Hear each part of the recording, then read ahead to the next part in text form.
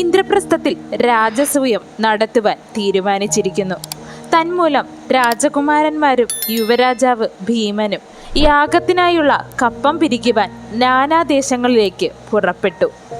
അങ്ങനെ പുറപ്പെട്ട പടയിൽ മാതൃകുമാരനാകുന്ന സഹദേവൻ മഹാസൈന്യത്തോടുകൂടി തെക്കൻ ദിശയിലേക്ക് പുറപ്പെട്ടു. അദ്ദേഹത്തിന്റെ പടയോട്ടത്തിലെ ആദ്യ വിജയം ശൂരസേനനോട് ആയിരുന്നു.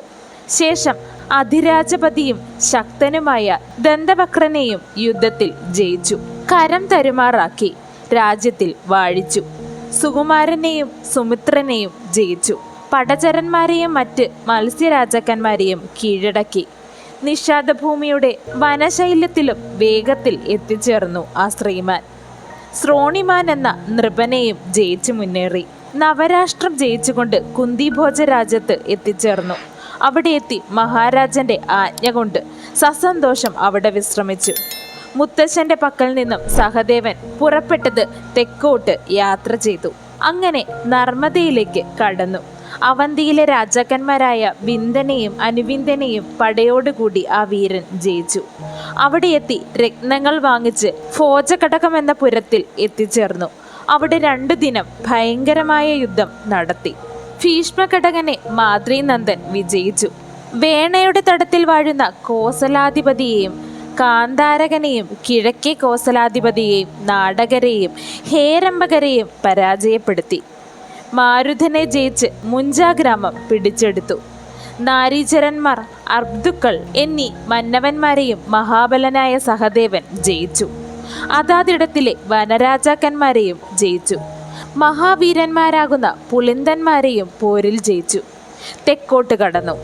പാണ്ഡ്യനോട് ഏറ്റുമുട്ടി. അവനെയും ജയിച്ച് വീരനായ സഹദേവൻ ദക്ഷിണാദ്രപഥത്തിലേക്ക് എത്തി. ലോകപ്രശസ്തമായ കിഷ്കിന്ധ ഗുഹയിലും പ്രവേശിച്ചു. മൈന്ദൻ, ദ്വിവിന്ദൻ എന്നിങ്ങനെയുള്ള വാനരേന്ദ്രന്മാരെയും 7 ദിവസം പോരാടി വിജയിച്ചു.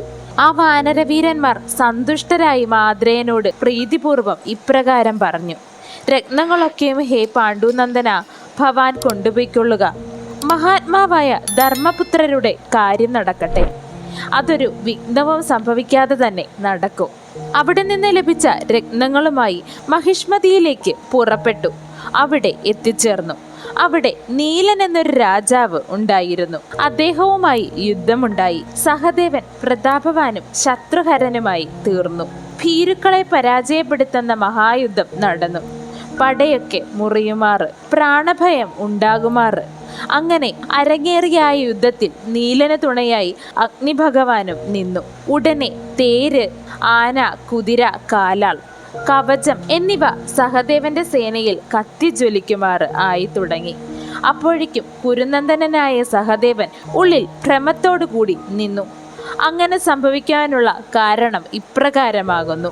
നീലന് അഗ്നിഭഗവാൻ തുണയായി നിന്നതിന്റെ കാരണം ഇപ്രകാരമാകുന്നു.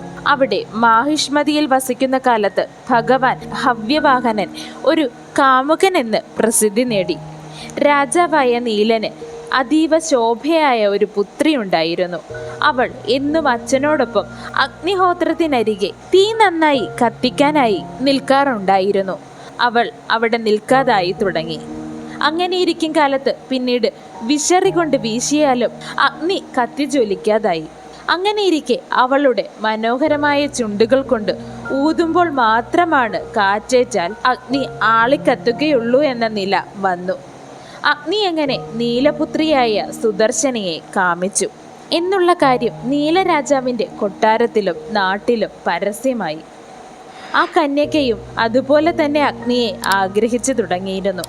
അങ്ങനെയൊരിക്കൽ അഗ്നി ബ്രാഹ്മണന്റെ രൂപമെടുത്ത് ഒരു ദിവസം ഉൽപ്പലാക്ഷിയുമായി രമിക്കുന്നത് യാദൃശ്ചികമായി രാജാവ് കാണാനിടയായി. അത് കണ്ട് കോപാകുലനായ രാജൻ അഗ്നിയാകുന്ന ബ്രാഹ്മണകുമാരനെ ശിക്ഷിക്കുവാൻ തയ്യാറാകുന്നു. തന്മൂലം അതിൽ കോപാകുലനായ അഗ്നിഭഗവാൻ കോപത്താൽ ജ്വലിച്ചു.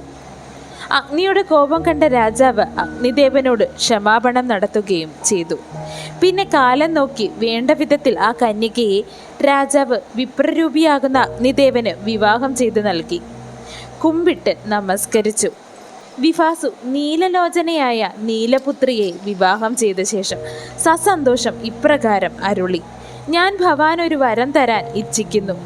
അത് എങ്ങനെ വേണമെന്ന് ചോദിച്ചാലും എന്ന് ശ്രമിച്ച രാജാവ് ഇപ്രകാരം പറഞ്ഞു. തൻ്റെ സൈന്യത്തിന് അഭയമാണ് ആവശ്യം. അത് അഗ്നിഭഗവാൻ സസന്തോഷം അംഗീകരിച്ചു. അങ്ങനെ ആ പുരം ബലമായി തീർന്നു. അങ്ങനെ പടർന്നു പിടിച്ച അഗ്നിയോട് സഹദേവൻ അത്യധികം ആദരവോടുകൂടി ഇപ്രകാരം പറഞ്ഞു: ഹേ കൃഷ്ണവർമാത്മാവേ, ഞാൻ അങ്ങയെ കൈകൂപ്പുന്നു. അങ്ങ് ദേവന്മാർക്ക് മുഖവും യജ്ഞവുമാണല്ലോ. പരിശുദ്ധിയിൽ പാവകനാണ് ഭവാൻ. ഹവനം കൊണ്ട് ഹവ്യ വാഹകനാകുന്നു. വേദം അങ്ങയ്ക്ക് ജാതമാണ്. അങ്ങ് ജാതദേവനുമാണ്. ചിത്രഭാനുവും സുരേശനും അങ്ങാകുന്നു. അങ്ങ് ഹുദാശനും ജ്വലനും ശിഖിയുമാണ്. സുരേശ, ദേവന്മാർക്ക് മുഖമായ അഗ്നി സത്യത്താൽ എനിക്ക് ശുദ്ധി നൽകിയാലും, ഋഷിമാരും ബ്രാഹ്മണരും ദേവ ദൈത്യന്മാരും എന്നും യജ്ഞത്തിൽ ഹോമിക്കുന്ന ഭഗവാനെ സംതൃപ്തിയാൽ എനിക്ക് ശുദ്ധി നൽകിയാലും, ശിഖിയായ അങ്ങ് ധൂമകേതുവാകുന്നു, പാപനാശകനാകുന്നു, അനിലോത്ഭവനാകുന്നു, സർവജീവിയിലും വാഴുന്നവനാകുന്നു. ഭഗവാൻ സത്യത്താൽ എനിക്ക് ശുദ്ധി നൽകിയാലും. അങ്ങനെ പറഞ്ഞ് നിലത്ത് ദർഭ വിരിച്ചുകൊണ്ട് മാതൃപുത്രൻ വിധിപ്രകാരം അഗ്നിയെ ഉപാസിച്ചുകൊണ്ട് ഇരിപ്പായി. കരയെ കടലെന്ന പോലെ അവനെ അഗ്നി ആക്രമിച്ചില്ല. അഗ്നിദേവൻ സഹദേവന്റെ ഈ പ്രവൃത്തി കണ്ട് സഹദേവനോട് സാന്ത്വനപൂർവ്വം പറഞ്ഞു: ധർമ്മജന്റെയും ഭവാന്റെയും മറ്റും ആശയം നാം അറിയുന്നു.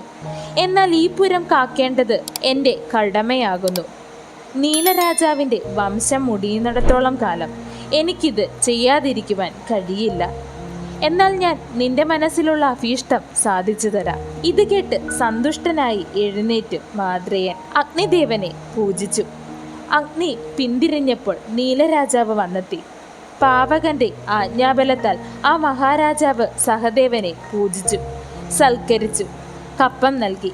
പിന്നെ ആ രണ്ടാമത്തെ മാതൃസുതൻ ദക്ഷിണദേശത്തേക്കായി പോയി ത്രൈപുരം കീഴടക്കി. അവിടെ തന്നെ മഹാശക്തനായ രാജാവിനെ തോൽപ്പിച്ചു. അങ്ങനെ ഒട്ടനവധി തെക്കൻ ദേശങ്ങളിലേക്ക് ഗമിക്കുകയും രാജാക്കന്മാരെ കീഴടക്കുകയും ചെയ്തു. ഒട്ടനവധി ദ്രവ്യങ്ങൾ സമ്പാദിച്ചുകൊണ്ട് സഹദേവൻ ഇന്ദ്രപ്രസ്ഥത്തിലേക്ക് മടങ്ങുകയും കിട്ടിയ ധനം മഹാരാജാവായ യുധിഷ്ഠിരന് കാഴ്ചവെക്കുകയും ചെയ്തു.